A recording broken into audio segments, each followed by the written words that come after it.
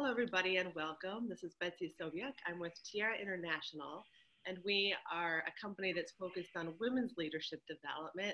Although our model, the Tiara Model for True Leadership, which is an inside-out leadership model that starts with being really connected to your source of inspiration and purpose, and then cycles people through ongoing awareness, accomplishment, and influence in their leadership development path, is used by men and women actually more and more. But the root of our business and the focus of our business is women's leadership development. And I'm here today with my business partner and colleague, Peg Rowe. Hello, everyone. And we are talking today specifically about values-driven leadership.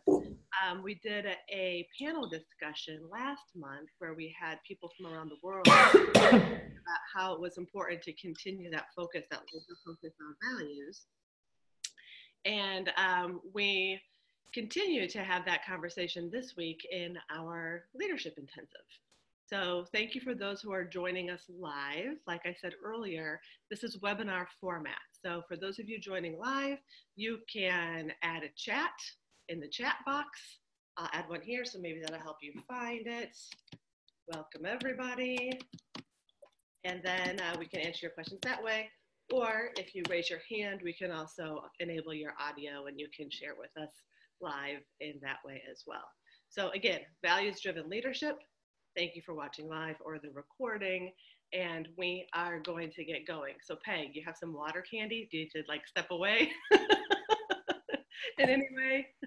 Yeah, unfortunately, just by way of explanation, it's really cold right now, which means the heat is on a lot. So my house is really dry and that makes me cough. So, and I never can know when it's going to come. All of a sudden, boom, there it is. So I will be, having a throat lozenge and water just to make sure that I don't like cough your ears off. And I may mute myself when I do so that you're not distracted. So yes, that's what's going on.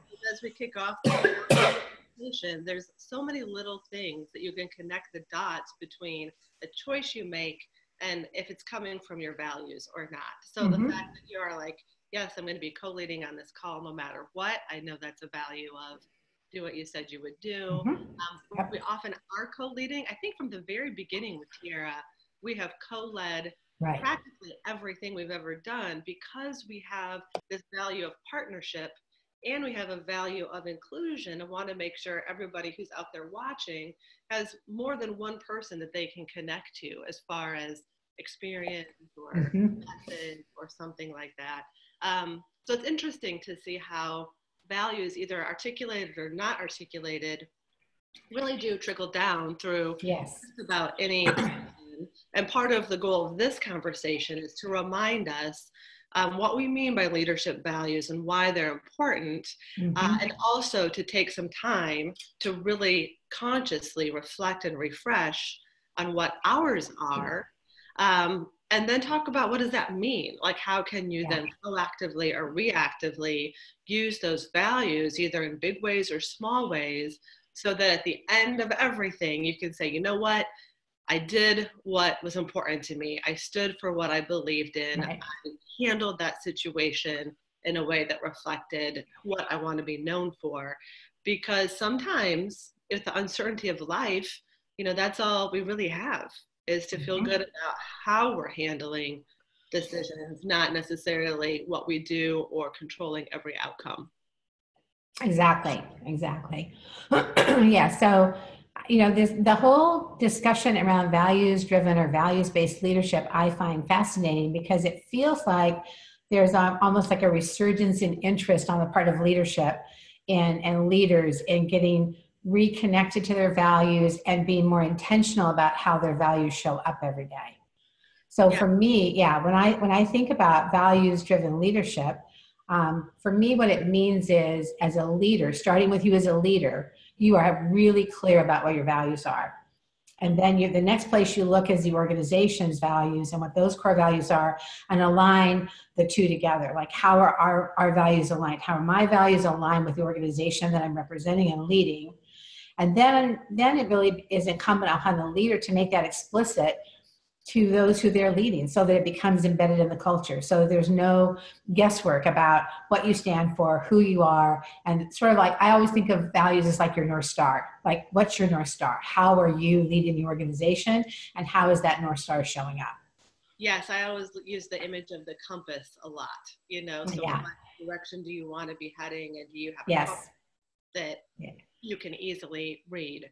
Yeah. So as an intro, let's talk a little bit more about why leadership values are important and why values-driven leadership more specifically is important. I think everybody who's coming to this call probably has some experience with it or some desire to really deepen their values-driven leadership, but just as like a grounding point, what do we mean by that? So you already said one component of that is that someone who is a leader, and for Tiara, we really think that means all people. Everybody, right? Someday you're typically, whether you have a formal leadership role or not in an organization, you are leading and having influence in some way, whether it's in your home, your community, your workplace.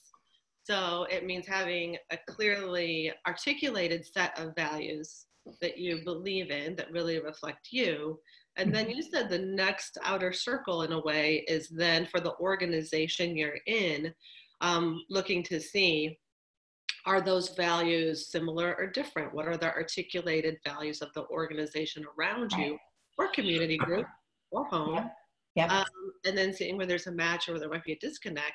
And I would even go further to say that for people who are leading their own businesses or in formal leadership roles, either over teams or companies, you have a voice in articulating and rolling out those values, Right. the compass of the organization.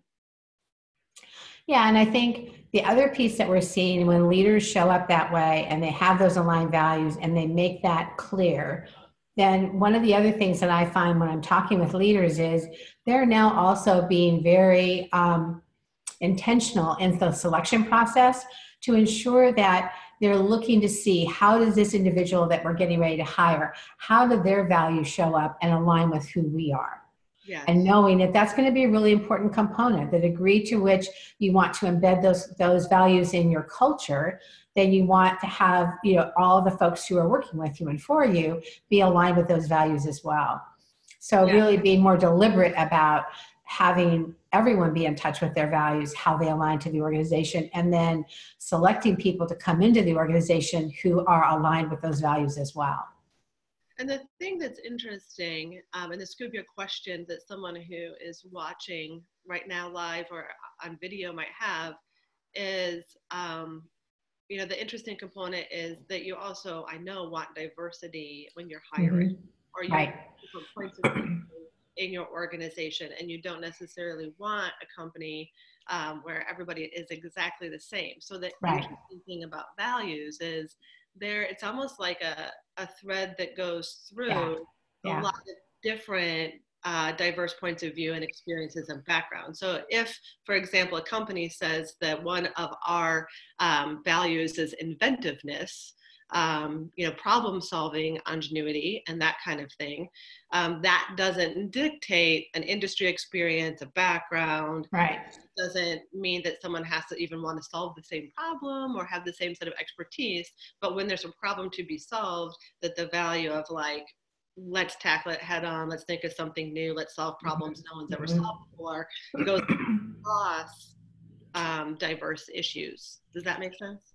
Yeah, it absolutely does, because I think what you're really pointing to is this idea that the values do become that through line, that thing that connects us all, and we may manifest them slightly differently, they may show up a little bit differently, but there is some level of consistency and connectivity around the value set that we all subscribe to, and the value set that's important to us.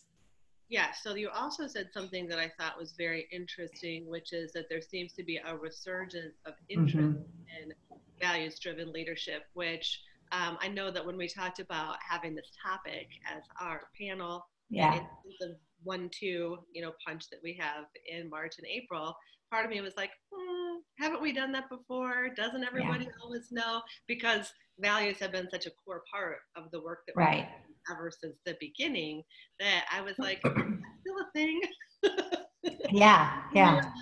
Yeah, it's still a thing. Well, and the thing that I'm also noticing, I participate with an organization where I help to coach. I'm an external coach to a group of directors who are in a leadership development program. And we're talking about values-driven leadership because it's part of the 360 that they did, and it sort of emerged out of their conversation. And they recognize that they're clear on their values, but feedback they got said the people who work for them really aren't. So we've been in this conversation about how do you live into your values? How do you do that? And one of the questions that I asked them the last time we were together as a group is, give me an example of a leader in this organization who you think exemplifies values-driven leadership. And was fascinating because they had just been to a big leadership conference, and they all almost at the same time in unison voiced one name, and it was different than anything they had experienced at that conference before. So you can even see within this large organization that they actually are making a much more intentional and concerted effort to demonstrate to their teams what their values are. So Yeah. I do think that there is, without question, a greater interest in living into that and having that be much more explicit. Yes. So we've talked now about the fact that leadership values really come from knowing your leadership values no matter. Right. Then, especially if you're in a formal role of some kind, you may be part of creating an organizational set of values. Right. But even if you're part of a team leader, you also could be creating a team set of values. And then you may be part of influencing other people to lead from values, whether they're a team set of values or their own individual set as you get more and more practice in this model. Mm-hmm. So the question now is, why do we want to do that? And I remember from our panel, and when I do this recording, I'll have a link to our panel. Yeah, right. One of the things that really struck me was that these leaders said that having already articulated a set of values like that helped them navigate hard situations. Right. More confidently and with less drama and with probably not necessarily a positive outcome, because sometimes in a hard situation there's not necessarily a positive outcome for everybody, but an outcome where they felt proud of how they handled it. So having a set of values helped in a crisis situation or a hard situation. Yeah, I think for me, I summarize it as having your values and having that value clarity makes easy decisions easier and hard decisions easier. It doesn't mean that communicating them is easy. That still can be a challenge, but ultimately you walk into that situation and you actually have very little doubt about what's the right thing to do. Like, I know what the right thing to do is. How I execute it, who I communicate with, how that gets communicated out. There may be some challenges in that, but the actual decision isn't hard because it's very clear for me based on my values what it is that I need to do. Right. So one reason is that it helps in the decision-making process, right, to have those values articulated. The other thing that I have seen is that it does, if there is any kind of organization or team or company that feels like they want to build a culture, this is the key component. Like, right. Our values, what do we stand for, and how do we demonstrate that in everything we do? And that gives people something to hold on to, whether it's customer service interactions, whether it's team conflicts they're resolving, whether it's new products that they're launching. It's like how we're doing it. If there's a clear set of values, they're to be known for a culture. And a lot of people are like, how do you build a culture? It seems like this is really a building block. Absolutely. I think that building a culture that values is foundational to that. And having those values articulated and being willing to revisit them on occasion. It's not like you're going to change your values every week, but it really is this idea that the values go from that exercise that people do in a group and they hang them on the wall and then nothing ever happens. It's like, how do we live the values? How are we, reminding everyone of the values? How are we exemplifying the values? How are we modeling them in a way that they become embedded in the culture, so that if somebody were asked what are the company values, they may not say the exact words, but they would absolutely be capturing the essence of what those values are. Yeah, exactly. Exactly. Is there anything else you would say you use values for? Like if you were saying to a leader, here's why you should have a clear articulated set of values. and here's what you'll use them for. What are some of your other top reasons? Yeah, I think we've covered most of them. It really is about being clear for myself and then being clear to those around me so that it takes a lot of the guesswork out. So probably part of it is that idea, maybe more subtle, that if you're as a leader leading a team and you're not there, knowing your values is one of the components of how the team stays on track. Like they're not second guessing, well, what would my boss do in this situation? A lot of that provides that kind of clarity and that grounding around, we know what's important here and we know how to move forward, even in absence of the leader. Yes. So we're talking about having an established core set of values, whether it's you as an individual or a team or company that you're a part of, and then using that to make decision making simpler, to create a culture, and then, like you're saying, to be known for something so people know really how you and your team would respond or react to situations in your absence, or even if they know what to expect. There's a safety and a security and a trust. They knowing what they can count on somebody for. So yeah, I think in addition to that, like one of the examples on the virtual roundtable that was given had to do with the values around a particular area of this company being so clear that even employees out in the field interfacing with another company knew the right decision to make and stopped work because one of the core values of the company was not being observed. So it wasn't about a leader stepping in and saying, oh, here's what we need to do. It was about the team knowing so well that they wouldn't move forward. So to me, that's like such a great example of that embedded value being so clear. There's not a question. There's no debate. Like we know what to do. Yeah. Yes.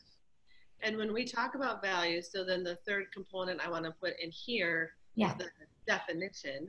And then we'll get to actually going through some exercises and inquiries to help refresh and really solidify our own core values. I know what I say when I talk about values, and then maybe you can expand on what you say, because I know it's part of every foundation session, leadership map, leadership plan that we create. There's always a component.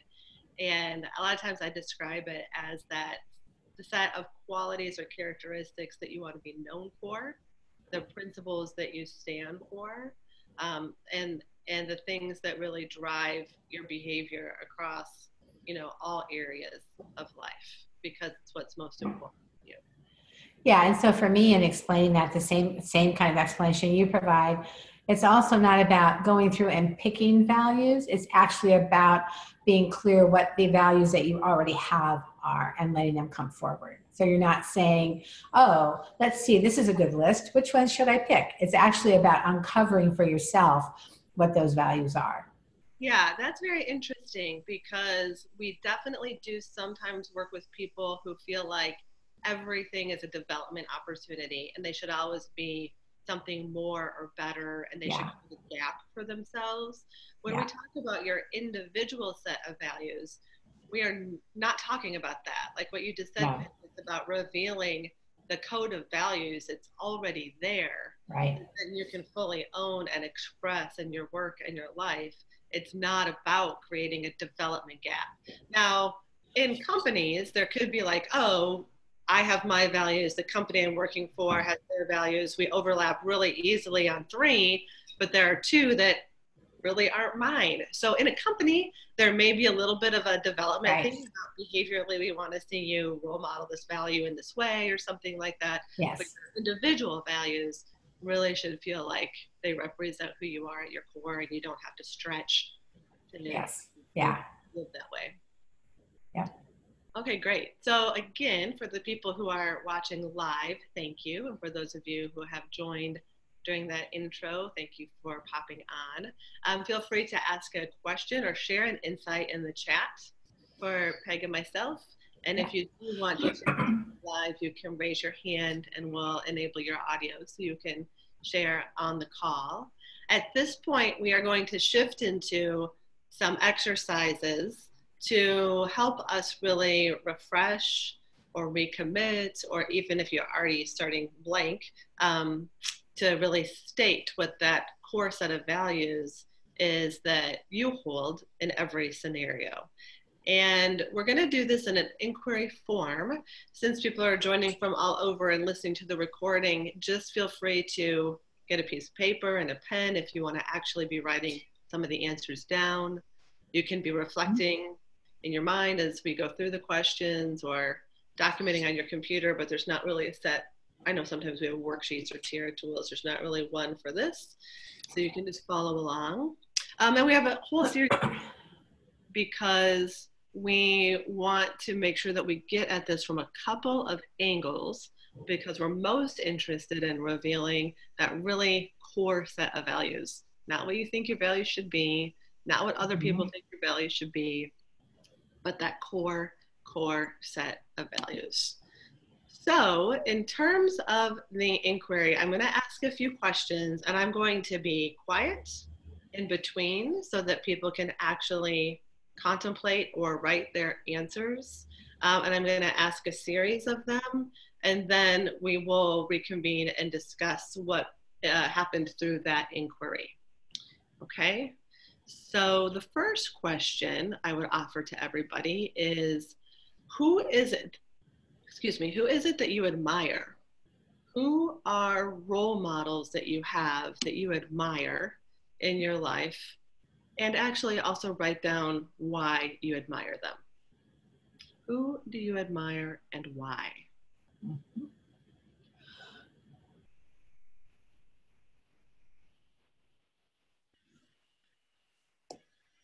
For this question, it can be celebrities, it can be people you know personally, it can be people you've worked with before, family members, anybody you admire, but who you admire and why.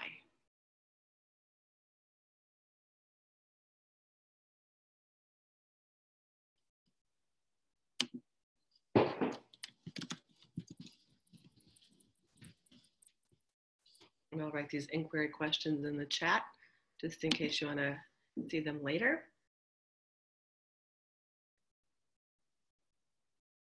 And in the chat, you can always share some of your answers if you'd like to. The second question is, what do you hope to be known for by others?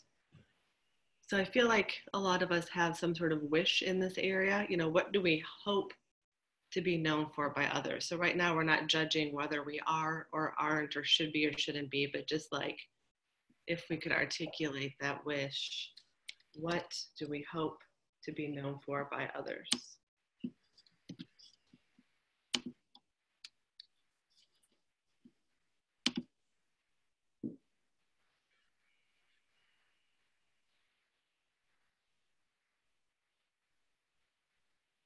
And just trust whatever words pop in first, even if you're like, what? Just go with it. Right? Yes, exactly. Maybe you have one of those, Peg. The next question is, what were the values that were rewarded during your childhood? What were the values that were rewarded during your childhood? And be really honest here. You don't have to agree with them or disagree, but just think back. What were they? Mm-hmm.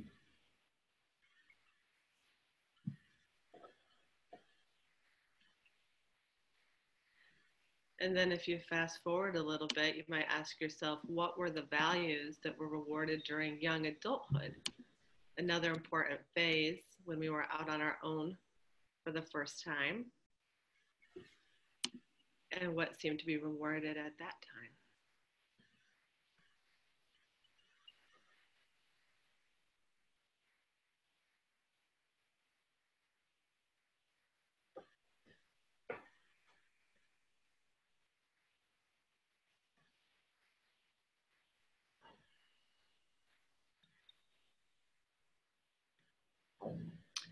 The next question is, what do people in your communities value? So what do the people around you? That could be people in your workplace, people in your family, people on social media, but just what are you surrounded by as far as a value system? Again, right now, we're not judging or choosing or committing. We're just collecting data. What do people in your communities value?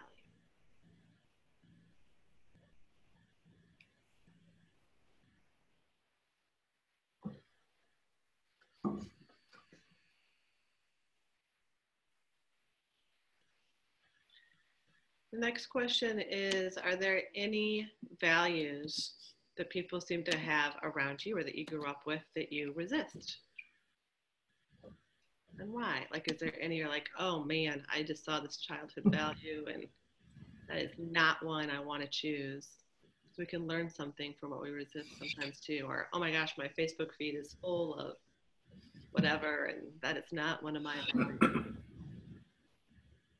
You can capture the contrast here.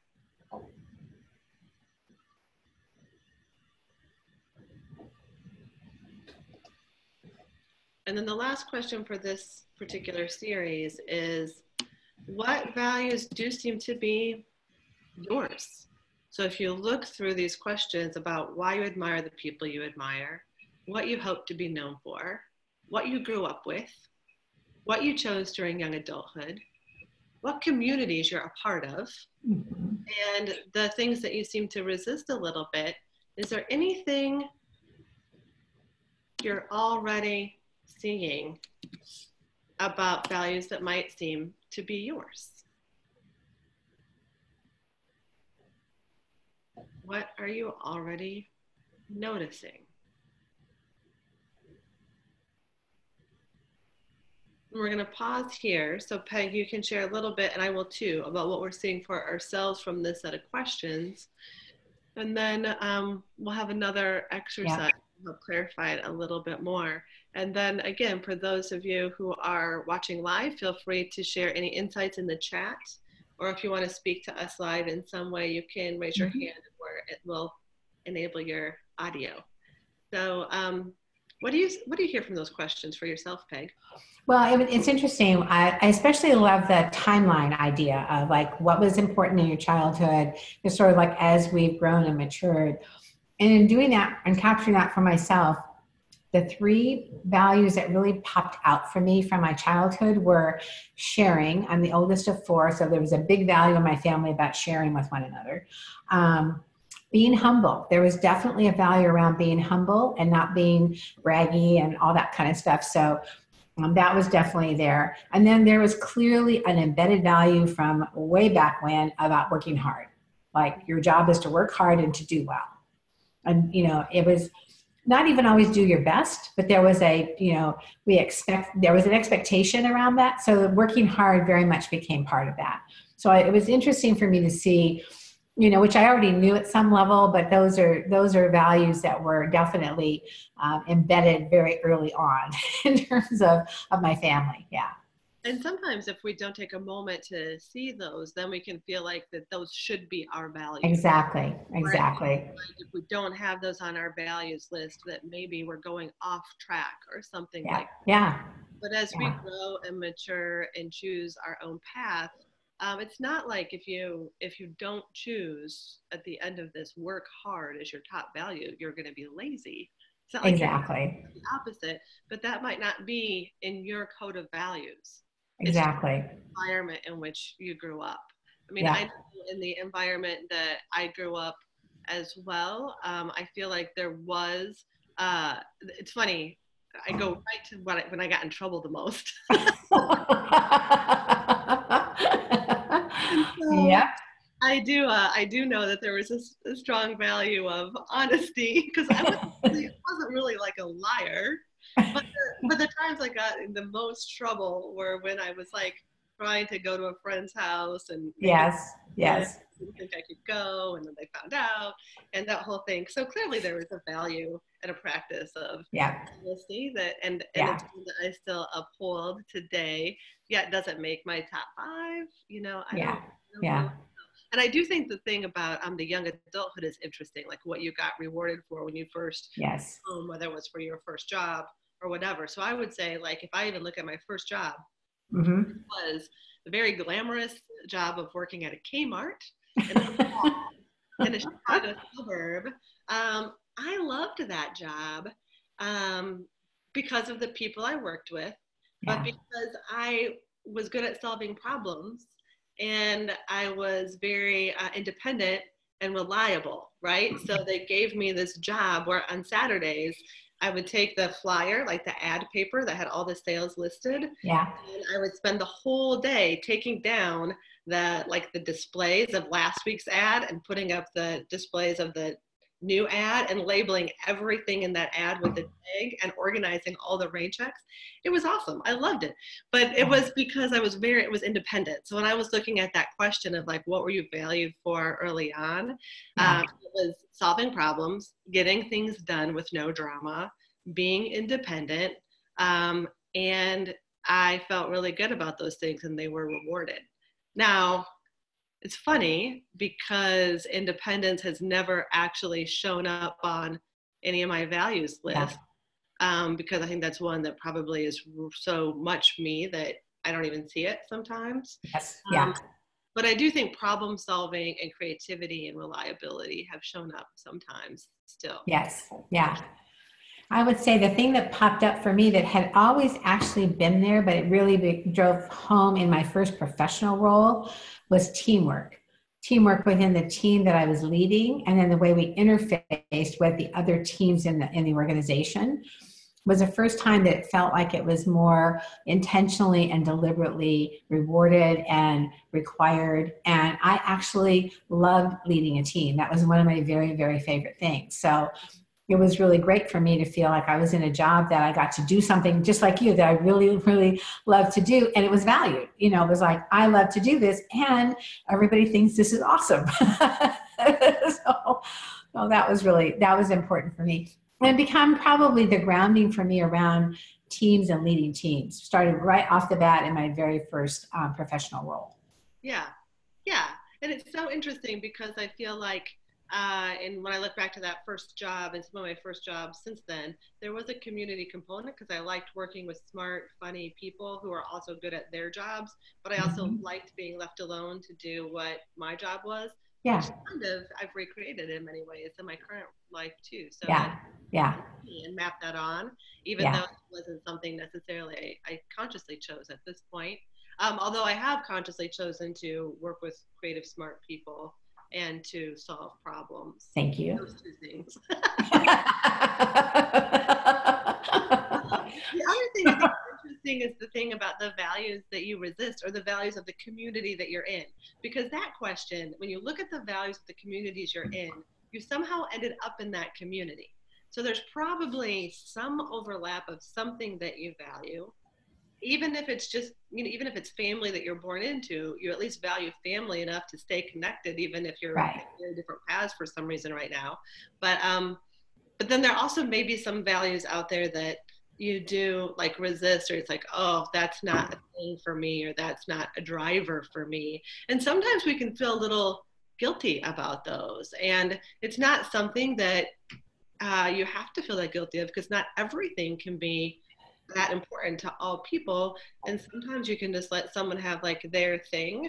And sometimes you can have your own. Like, for example, I have a couple of close friends, and they have a value, we've talked about this openly, where they have a value of challenging. They like being the challenger. They think that they like being thought-provoking. They like shaking the boat a little bit. They like making sure that everyone's thought of everything from all points of view. I don't have a value of challenging. I have a value of kindness, or having people feel like accepted so that they can open up and share. That's something that I feel like is really important to me. If you either work with me or you come to my home or something like that, I feel like I'd like people to feel pretty much safe to express whatever's important to them without worrying about being challenged. Now, with my friends and colleagues who have the value of challenging, I have grown stronger, and I do enjoy conversations with them, and there is an underlying, mutual respect. So it's not necessarily anything that is negative, but it's definitely a value that I don't have. And I thought for a long time about, maybe I should have that. Like, maybe I should be different. I should be more challenging. Maybe I should be out there a little bit more and expressing an opinion or a point of view a little bit more. I thought about it for like a whole year or longer. And then I was like, I just don't think that's my value. I appreciate it as someone else's value, but it's not Yeah. mine.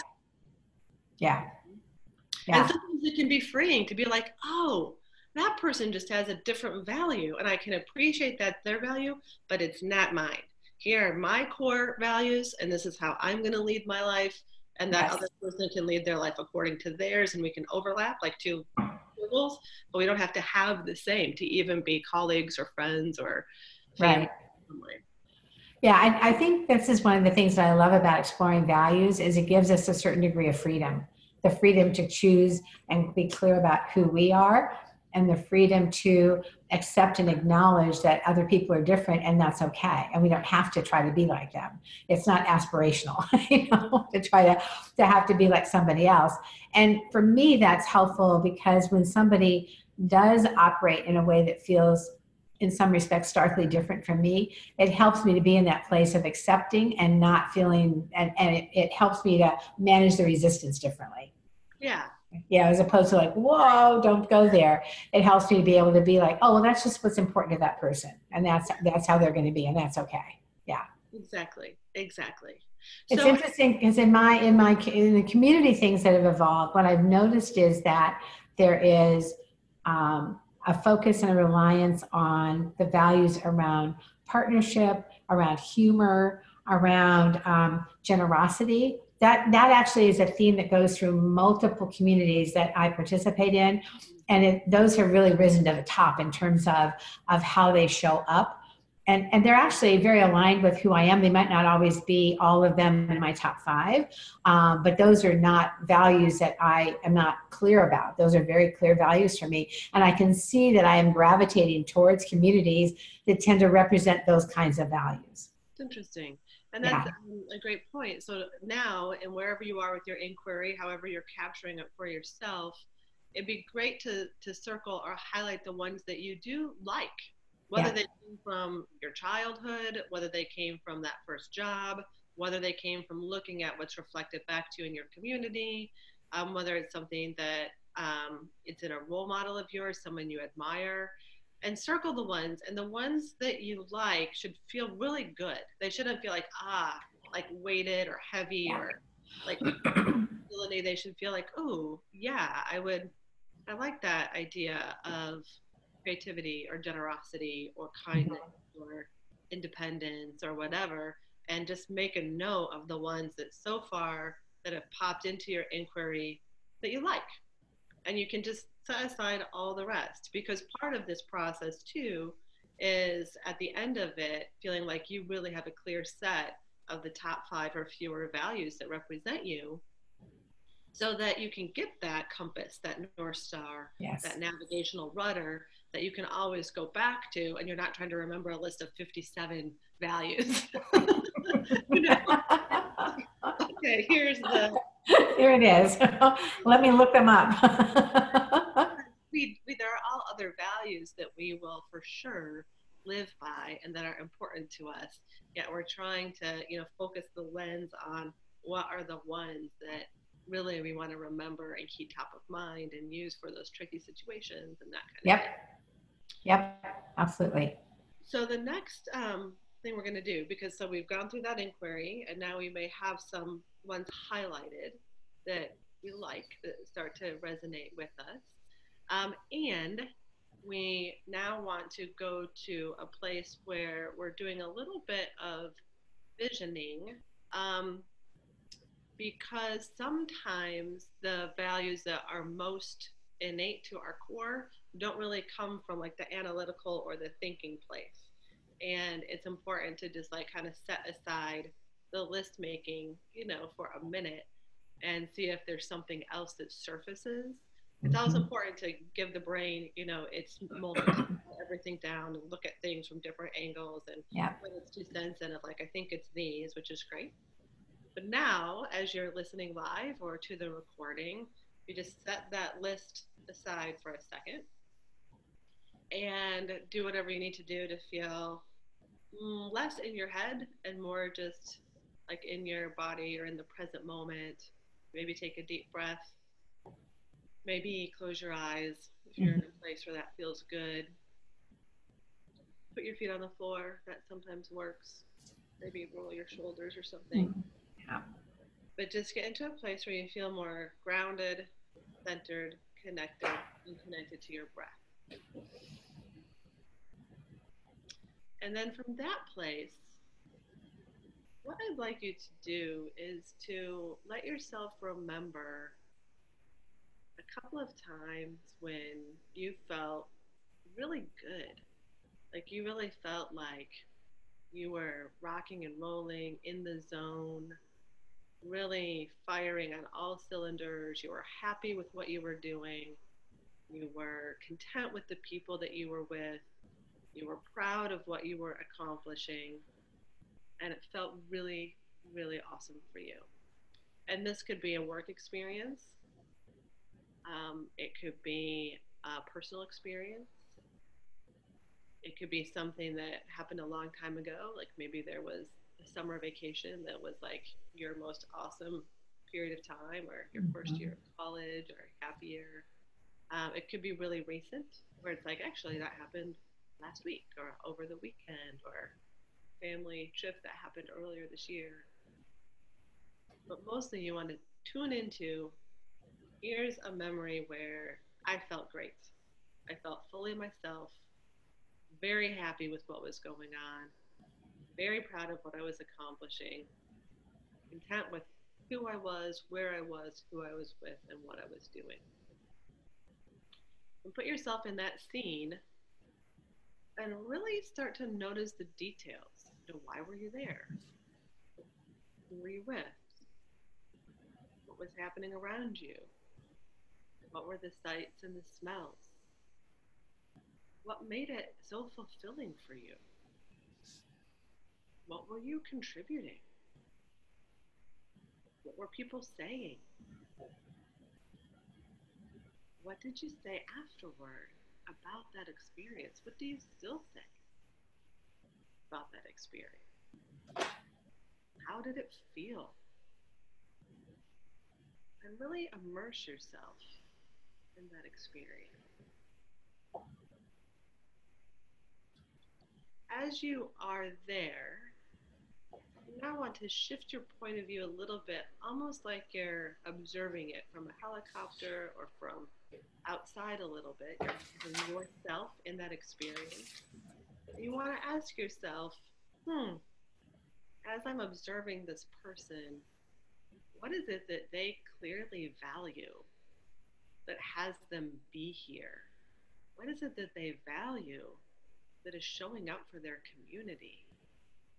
What is it that they value that has this be such a great experience for them, one that they consider to be a proud moment, a happy memory? And notice any words that come up, and they don't have to be typical value words. I mean, there are things that come up through this exercise, like adventure or spontaneity or Mhm. beauty or love or uh, living a full life or accomplishment or recognition or people. It doesn't have to be something you think of as a typical value. It just is something that, from that outside perspective, you see, and just note those. And then do what you need to do to take a couple breaths and come back to this moment. You might shake your fingers and toes a little bit, open your eyes if they're closed. Take a moment to capture any of those observations that you made or words that came to you during this exercise. And notice for yourself if they're the same different than the list you've already captured. On one hand, there may be some words that feel like they're really affirming, like, yeah, still people, still creativity, still whatever. But then there may be something else that you're like, wow, nature, that wasn't on my list before, Mhm. or exploration and adventure, that wasn't on my list before. And you want to include that in the possibilities of what might be your values. So Peg, anything for you from that exercise? Yeah, a couple of things that come up for me from that exercise are nature is definitely one of them that came up. Beauty, just there was just something about the experiences, like the sheer beauty of it. There's definitely a piece for me about family, and that also led to loving connection. So there's something about, just like what was really important was the connection and just feeling in that place of connection. Yeah. Awesome. Awesome. So now is the time where we look at the list that came from the inquiry, which is a little bit more analytical, and then this particular visioning, and see which ones we would really want to choose. So at this point, we're just collecting options. And obviously, you have this list you can work with. You can shift and change it over time. It's not like this is the only moment you have to identify, but we do want to get to the point where we're choosing. We say 3 to 5. Typically, our values is 5, so you can remember them, and that they represent sort of diverse components of what you want to be known for, without getting so many that it's just not giving you that directional point of focus that we want. Yeah. And to remind you, they should feel good. So these are things you don't have to learn. They're things that if someone was watching you as a kid, Yes. like in a park, they'd be like, oh, those values are there as they are right now. Yeah. And they shouldn't represent like growth, like you need to know how to do them. There might be a growth aspect of like, wow, I haven't been nurturing that value. Like I haven't been nature, or I haven't been, something. And that's okay. But as far as the value itself, it shouldn't feel like it's a stretch. So given that, Peg, do you have your 5? Yes, I do. Okay. So my 5 are see the hidden value, generosity, lay the foundation, trust, and loving connection. Nice. And my 5 are freedom. There's one that I call peaceful coexistence. And so it's this thing about like, I really love being with people, and I also love like letting people be all at the same time. Yeah. It's like this whole, but like really, and they're just moments of time where it's like when it's peaceful coexistence, they're my favorite moments, Yeah. So freedom, peaceful coexistence, sacred moments. So I love not only creating special moments where people are like, wow, I don't know that this would have ever happened, before. This is beyond what I expected, but also knowing it. Like when you're in a special moment, whether it's a small one or a big one, I love that. Alignment is also another one. Like I like it when things work and they're lined up. So it's like when someone said what they would do, they do it. When something has a purpose, things line up with that purpose. Like I really like it when things lined up make sense in a way. And then also the last one is that there is this thing of connection. Sometimes it comes across as love or acceptance, but it is the interconnectedness. Yeah. Of people. Freedom, peaceful coexistence, interconnection, sacred moments, and alignment. So for those of you listening live or on the call, you could pause it, or you can take a moment now and just be like, okay, so from all the exercises, what are my 3 to 5? We do have people sneak in 6 sometimes. But they should represent like a nice balance of who you are, and in those moments where you feel most proud or connected, they should feel like they're there. Take a moment and do that. And then we will shift the conversation to then, once you have a clear set of values, how do you use those as that compass along the way? So I'll be quiet for just 1 minute while you write your values.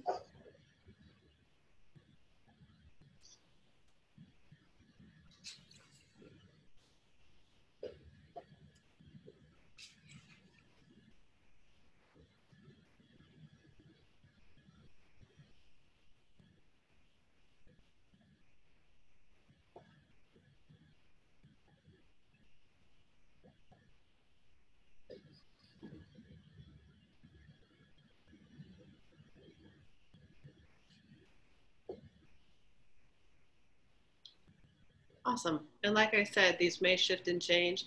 Also, for those of you who have followed us for a while, you know that we're very open to you emailing Peg or myself offline with a particular question or to get any kind of feedback on where you are with this exercise. So, and they might change. I know that mine, because we do this at least once a year. I typically do this exercise probably up to 4 times a year because we do it with our clients very often. And I would say that like the buckets stay relatively the same, but how what I call it might change year over year. Sometimes there'd be a new one that replaces like an old one because values can't change with developmental stage of life. It's not like some things where it feels like you always have one set and the goal is to have one set. I think it's like to always be like, okay, of all the things that are important to me, what are the ones that are really important during this next phase, whether it's a year, whether it's a job, whether it's a family. It's like, here are the ones that I'm choosing right now. And that choice of priority may be different depending on the phase that you're in. I always like to think of it as, and during this exercise, we've now amassed a list of values, and you get to keep all of them. It's not that you don't get to keep all of them. Those are all your values. But I do like to think of it in terms of, given what I know is happening for the next year, which of my values will best serve me to remember? Which are the ones I want to keep at the top of the list? Because what I know I'm up to for the next year, these are the values that will really be supporting what I'm doing, that will be my North Star, that will provide that directional piece that will be really helpful. Yeah, exactly. And I think that there are many things we can do to live with our code of values. So for example, we'll start with like things that you can do personally so that you can remember them and lead by them day in, day out. And then we'll talk a little bit, like we'll expand that and talk about if you are leading others and you're in a situation where you want to lead values for a team or an organization, what that might look like. But personally, what is it that you do to remember your values and make decisions by your values on a daily basis? So when I very first solidify my values for a given year, I do a few different things. One is I may put them on a Post-it and put it on my bathroom mirror so that every morning it's like that's a reminder so that I'm really reflecting on those values. And then throughout the year, I do things like maybe for a week, I'll focus on a value that I'm feeling is not getting enough emphasis and just try to be present every day to that value. So when I journal in the morning or when I'm looking for those moments of joy, where's that value showing up? Just so that I can increase my awareness of it and make sure that I'm actually living that value and that that value is fully present. So those are a couple of things that I do. That's nice. Yeah, I have done a couple things too. So when I first create values, I've made them the backdrop of my phone. Like you can go online and make like a little picture and then make that picture the backdrop of your phone of like your 5 values. Yeah. I also know some folks will put like out reminders in, whether it's a meeting with on Sundays or a little alarm that goes off that's like, remember your values. So there's something that like interrupts your day and reminds you of what your values are. And then I think posting them visibly, you know, whether it's in your car or like you said, the bathroom mirror or someplace, that also is really, really helpful. And we know that some people have even, who are more artistic, may collage or draw or have a quote or something that feels like it reminds it of them. My thing is, I love what you said, what you do about like trying to choose one and then think about that, contemplate that more deeply.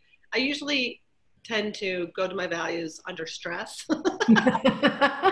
So I'm thinking I could do a better job of just like more proactively choosing like, here's the value of the day, or posting them in a, like my outside my back door where I go to my car so that I'm seeing them on a daily basis more. That's actually a practice that I'll take on. I'll figure out how to post them this weekend. Yeah. That will feel good. So the other thing you can do is you can share them. Now, you don't have to share them. These can be very personal and they can just be your own litmus test. If you have a significant other or a work colleague or maybe even someone you work for or something like that, or you want to say, hey, here are the values that I really want to lead, or here's the way you could know me, like these are the values, they're what's most important to me.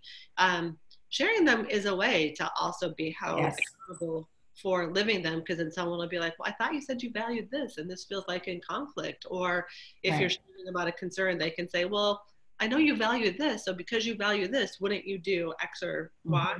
They can be helpful with the right people to share them. Now, I wouldn't share them with someone who you'll have to defend yourself or anything, because this is not the thing. This is just really someone who would be like, I get that about you. Right. And, you know, what can I do to support you in leading from that? I mean, sharing values can be kind of an intimate conversation. Yeah. Because you're really revealing sort of that, you know, a deep part of your inner self in terms of what's really important. So I do think being choiceful about how we do that is going to be important, so that, you know, it's with others who are going to honor that and honor it in a way that makes you feel good, and that you don't have to defend yourself. Yeah. Now, the other thing so those are proactive things that you can do. The other thing proactively you can do is when you are making choices for yourself. So if you're going for a promotion, you're changing jobs, you're choosing where to live, you're choosing a gym, like whatever the things are, it's like, okay, well, what are my values? And what choice would I make that most aligns with my values, if that feels like an option? And if it doesn't align with my values, am I prepared for that? Like, you might choose to take on a job or a role that doesn't align with all your values for some reason. And you could say, like, okay, what is that going to take from me? And how do I want to navigate that situation so that I'm taking care of myself in the process, and I know why I'm making that choice? So it's not like everything has to be perfectly a fit with your values, but you should be conscious of, like, here's my values, here's the choice I'm making, and how does everything line up so that you're prepared. So you can use them proactively. Anything you would say about using the set of values we've just articulated proactively as an individual? I think for me, what's happened is because we have values as such a core element of what we do in Tiara, that I am much more aware of my values, and they factor in much more consistently day to day than they may have, you know, 20 years ago, when they were certainly there, but I don't think that I brought them forward. They weren't necessarily as much of an intentional thought process for me to go back and remind myself, okay, this is my value. How is that playing out here? Yeah. What's really going on? Do, from a personal perspective, use them proactively when I'm preparing for a tough conversation. So if it's a tough conversation for work or personally, if I'm going into something that makes me feel a little easier and easy, I'll be like, okay, so what do I value? How would I have this conversation in alignment with my values? How does this decision align with my values? And it helps me connect the dots and feel like stronger and clearer and more confident in the situations. So I know I pull them out then as well. And then the flip side is, when you're personally, you can also use them reactively. And by that, what we mean is when things go awry. So if you're feeling like a relationship is stressful, a particular job or committee that you're serving on is stressful, there's something that's constant cause of irritation or persistent frustration, a lot of times you can say, and you might even do this now, so for those of you listening live or listening to the recording later, if you look at a situation and say, this has been really frustrating for me for a while now, you can look at your set of values and you can say, what value is missing that would cause that to be so frustrating? Because if you remember in that visioning that we did, when your values are present, things seem to click and work for you. And they're not going to be present in every situation. But when they're missing, that's when you may have greater frustration or irritation. And if you can pinpoint, oh my gosh, alignment is missing, I'm not acting in alignment with what my goal was, or freedom is missing, I feel completely stuck in the situation, then you can go, no wonder. No wonder it doesn't feel like there's movement there. And then in those situations, you may be able to say, how do I include freedom even in a situation that feels stuck? Or how do I put alignment into something that feels like I've been all over the map and not really doing what I would do? And you may not always have total control over that, but the awareness in itself can be a sense of relief. Yep. And then you may have more power than you think to do like an internal tweak or something within your influence to actually bring your value to that, which just causes it to be a little bit less of an annoyance. Yeah, I find that when I'm in a situation and I take that moment to pause and see where is a value missing, where is a value misaligned, where is a value being trampled by somebody else, it also helps restore objectivity for me. It helps me to be able to sort of separate the situation in a way that allows me to be a little bit less reactive. It's like, oh, we're not sharing that same value. It's not necessarily good, bad, right, wrong, but I now can see what's the source of the irritant, what's the source of what's going awry here. And it doesn't mean that it's going to be completely aligned again, but at least it helps me to be clear about how do I want to continue to live in my value, knowing that in that situation, it may not be honored in the same way, it might not show up in the same way. And it allows me to be, I think, that sense of, it gives me a little distance from it. Yeah. It can be healthy. Sometimes it can give you a little bit of language for it. Mm-hmm. It feels like you want to share it with somebody. Like you can, given the example earlier when I talked about a challenging mindset versus an yes, yeah, mindset or whatever that was, like to go, oh, here's why it feels like a misfire. Here's why we have this repeated, right, frustration. Like you're really coming from your value of challenging, and awesome for you. I don't have that value, and I start to take it personally. yep. But I do have a value of something else, so maybe we can meet on the topic from a different point of view. So sometimes it can also provide you a way of talking about why something feels like it's not working, and trying. Yes, yeah. So that definitely can happen. And then also when we talk about values reactively, it sometimes could lead to a bigger decision. Like if you are looking at why do I feel like I like work is a constant stress, or why does it feel like this particular friendship or relationship or colleague or whatever, and you might be like, wow, we have none of the same values. Well, I left a job because the company that I was working with was sold to one of our competitors, and the value system of both companies could not have been more different, and ultimately it was not a good fit for me. So what went from being a really good fit and a job that I loved and people I enjoyed working with, at some point became very, very challenging in a way that was no longer satisfying. Yeah. So I stayed for a year, which is my agreement, and then I left. And it was very clear to me, probably within the first 3 months, like, unless something shifts pretty dramatically here, this is not a long-term fit.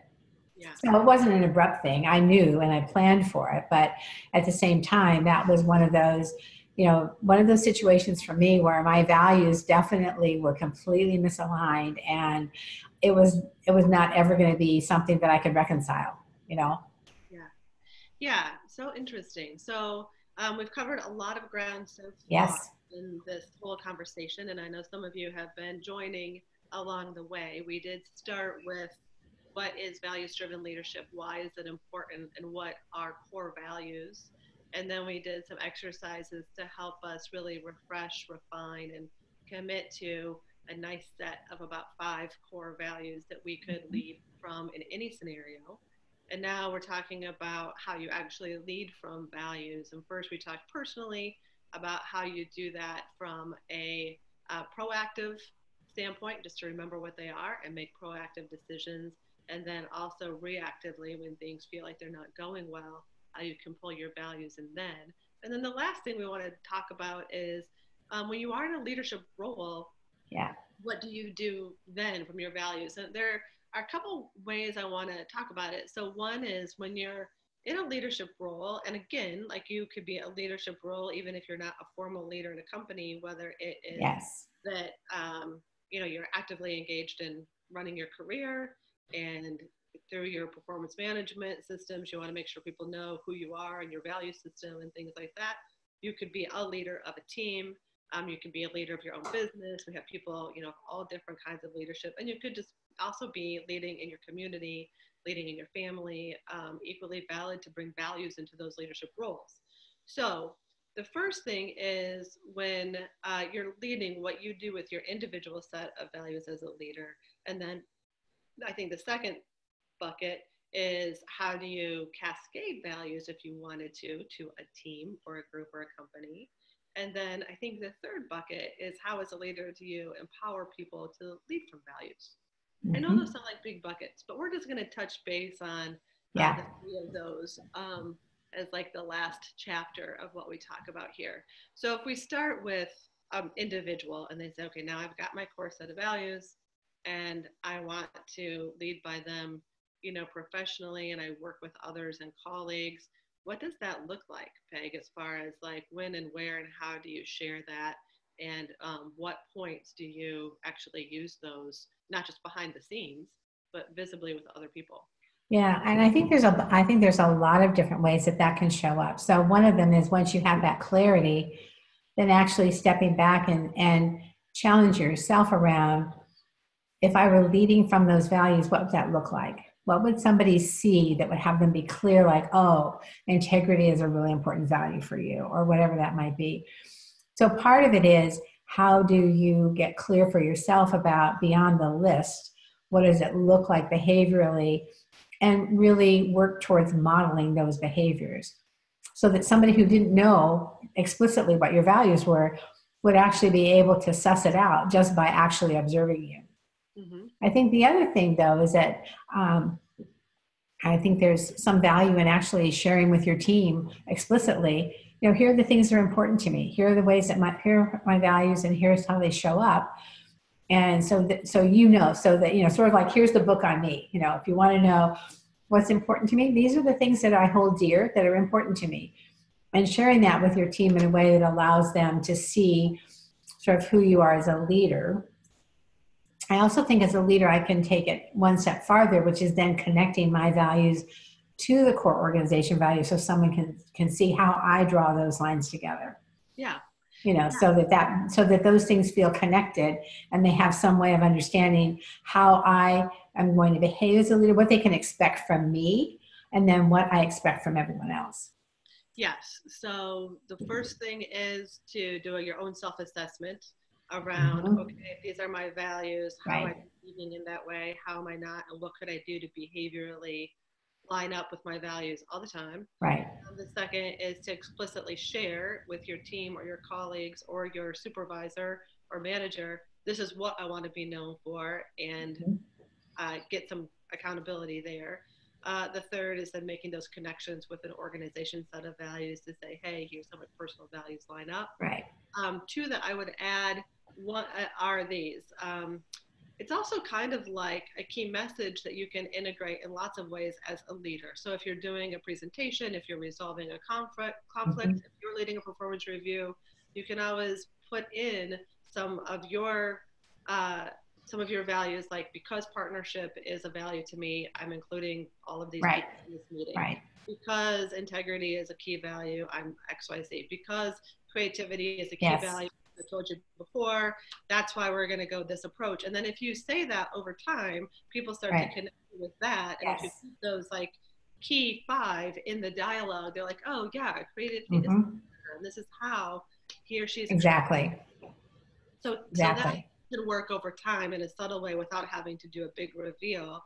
And then the last thing is, as part of your feedback process or loop, you can ask specifically for feedback from your folks on the 5 values. Like if I said, these are my 5 values, on what scale would you say I'm performing, behaving in alignment with those? What's an example that I did? What's an example that I didn't? And even if that doesn't work into your performance management system as it's designed by your company, I mean, we all kind of know how to do a Google form and a Survey Monkey at this time. And you can really easy, quick survey to your team and be like, I'm really serious about living values. And here's the company values I most uphold, and here are my personal values. And I just would love a quick, either anonymous or not, little rating on how I'm doing. And that can be actual feedback for you that you can get. Yeah, a 360 that I use, it's a company that does it, and it's actually my favorite, Leadership 360. One of their questions that people are asked is, you know, to what degree does this leader lead from and exemplify their values? Mm-hmm. And that's where a lot of people, you know, find themselves in this interesting quandary of, oh, if people don't know my values and I haven't been clear about them, how can they possibly know that one way or the other? So when people get low scores, it's not because they're not leading from their values, but it could be because the people around them actually don't know what their values are. So they have no way of really assessing it. Yeah. Yeah, that's awesome. So those are ways that you can personally lead from values in any of your leadership roles in any area of life. When you talk about cascading values out to an organization or a team to build culture, it's interesting. So if you are in a larger organization, you may have your values and the company values, and you may not really have a say in what the company values are. Right. So you just kind of do a matching process, and the way you roll them out to your team in your area is by having a conversation like this. You know, what are each of our personal values? What are the company values? What are the things that line up easily? How do the company values look behaviorally? What's our commitment as a team to uphold the company values while upholding our own personal ones? And then you do a quarterly check-in on like, how are we doing on both our own values as well as the company values, red, yellow, green. What would we want to see more of, less of? And you just build it into for as intense as you want the project, the change to be, either weekly, monthly, or quarterly system of like authentic conversation. The key to that conversation is what you said earlier, Peg, which is behaviors. Not like thinking about, I don't think anybody's doing that, or the company doesn't, or whatever. It's like, what is it that you would see people doing? And then if you want to be the change you want to be, which I know is something we all practice, what would we do more of, less of? Right. And that's the most powerful conversation to have in a team when you are actually looking at organization values and your team's individual values together. And I think there probably aren't as many teams as we would love who do the exercise of having everybody uncover and reveal their own values and sharing that within the team. Yeah. And just like we've talked about, it's like if you have somebody on the team who feels like they're always argumentative and you were able to discern, no, really, they see themselves as somebody who challenges and is provocative and adds another perspective, that shifts the whole way that you're going to hear who they're being in team meetings and how they're showing up. So I do love this idea of teams as a collective looking individually at their values and sharing them within the team, because I think it fosters so much greater depth of understanding and allows us to team much more effectively because we know it's important to people. Exactly. And I think that it is one of those like team building type of experiences that doesn't have to take a whole day and be very fancy or expensive. You can do this in 90 minutes, pretty effective. Where you do exercises like we just did, and then you also bring in the organizational values, and it can really have people shift in terms of their connection with each other and their connection to how to lead from values in an organization. Now, if you are creating like team values or company values with a group of people, that's a more complicated process. It is. There's identifying individual values and sharing those with, you know, respect and understanding and curiosity.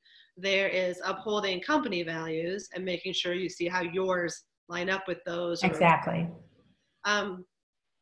Creating values together as a team. That really is an inclusive process that does take a little bit of time to do, because at the end of the day, you want to feel like the whole team really has input and has included and their own selves in it, and it feels like they really can see that behavioral piece going forward. So if anyone is curious on that particular process, feel free, like I said earlier, you can reach out to with any particular question. But if that's the thing that you have in front of you right now is like, I want to create a set of company values or a set of team values, there's a methodical way in which you can do that. Where at the end of it, there's ownership of everybody who is included in that conversation as they walk out the door, which can be really, really powerful. Yes. Yeah. And then I think the final bucket, so we've talked now in this chapter about what you personally can do to lead by your values, and then how you can lead from your values in the workplace, how you can then include your team.